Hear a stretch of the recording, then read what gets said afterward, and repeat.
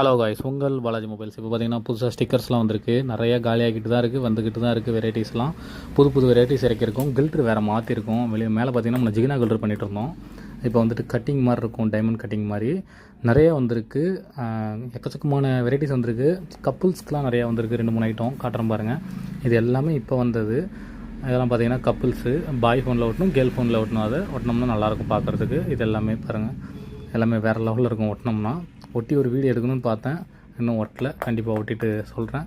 Stickers customised வேணாலும் பண்ணிக்கலாம், customised case பண்ணிக்கலாம், உங்கள் ஃபோட்டோ போட்டு பவுச் போட்டுக்கலாம்.